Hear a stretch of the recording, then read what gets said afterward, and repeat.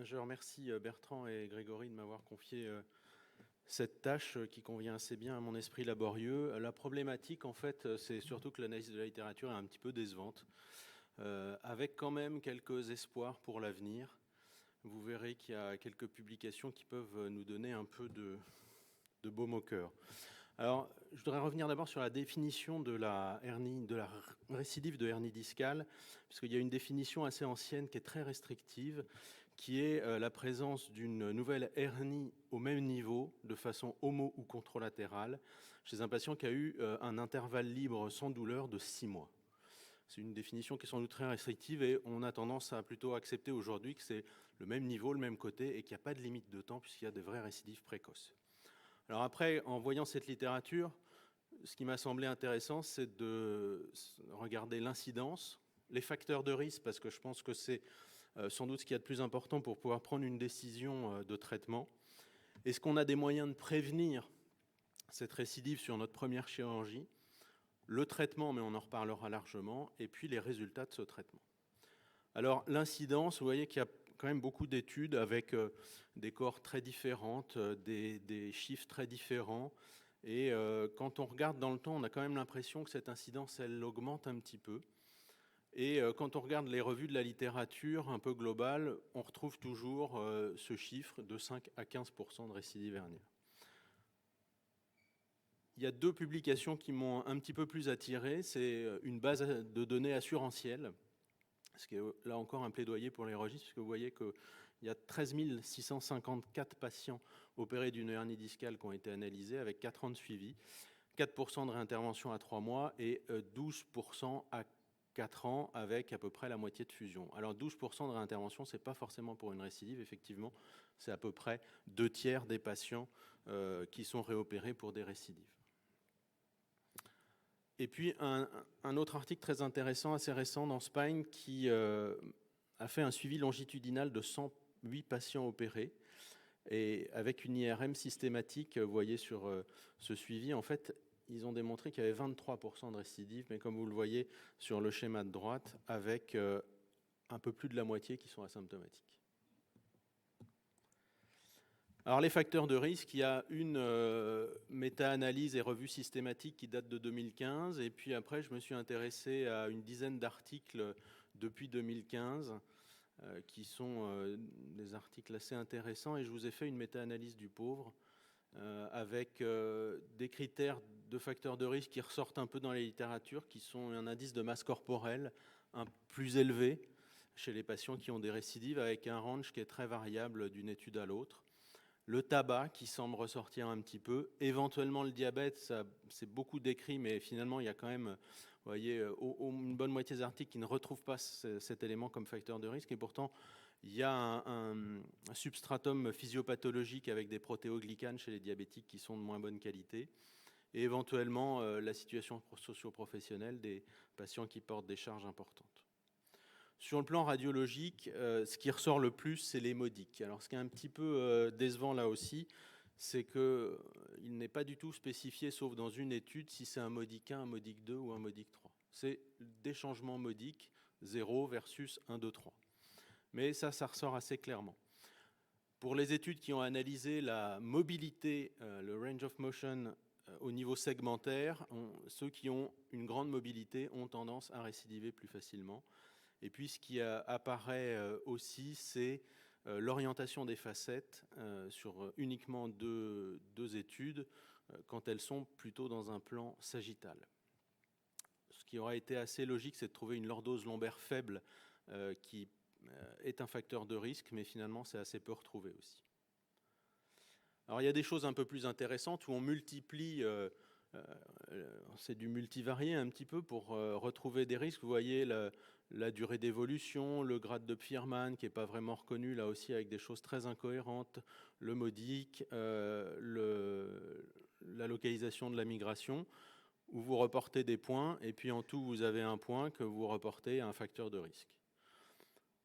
C'est pas inintéressant, mais il y a encore mieux qui arrive, vous voyez, de façon très récente, sur une base de données un peu plus importante.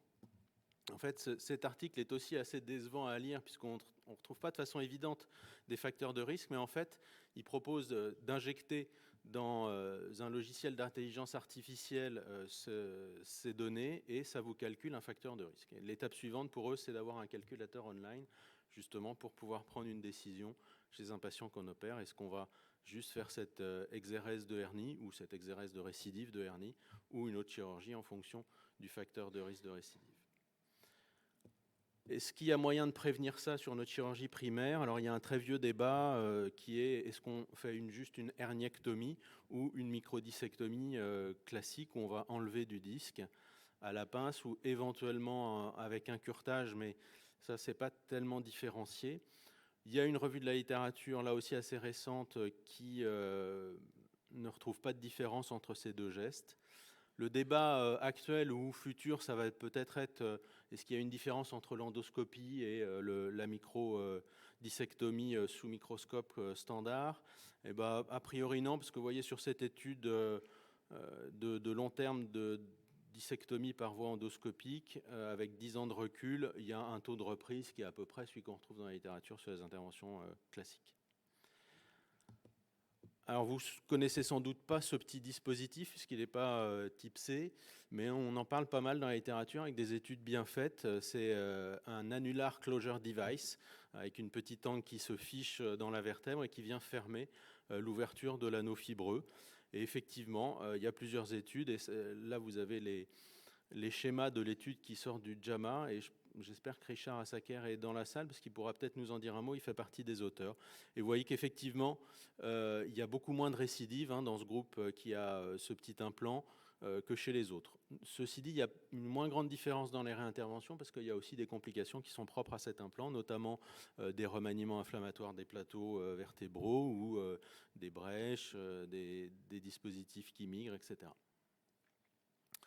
Alors le futur de la prévention, c'est peut-être l'ingénierie tissulaire, des papiers chinois, études prospectives, mais sans doute avec des contraintes réglementaires qui ne sont pas les nôtres, où on injecte après la dissectomie dans le disque, soit du PRP, soit des cellules de moelle osseuse avec des petits greffons de gélatine, et puis ils disent faire une fermeture de l'anneau fibreux, ce qui paraît pas si simple que ça, mais en tout cas les résultats semblent plutôt positifs.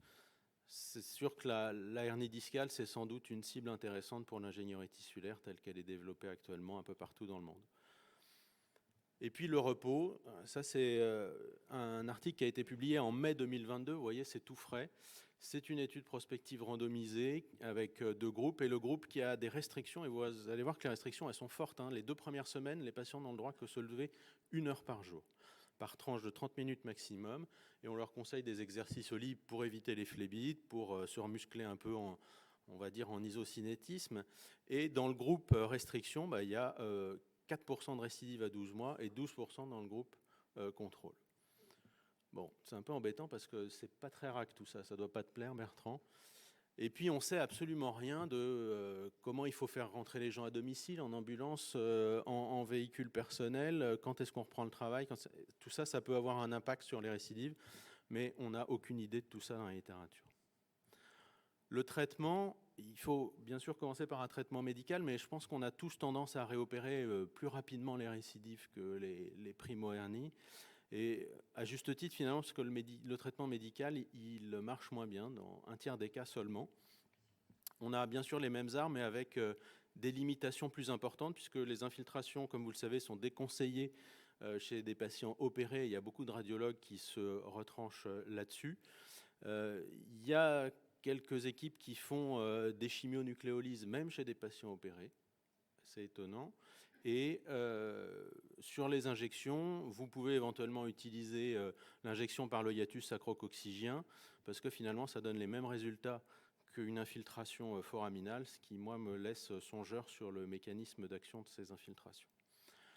Alors, en ce qui concerne le traitement chirurgical, on va en parler, donc je vais aller assez rapidement. On peut tout faire, tout est décrit, y compris l'endoscopie.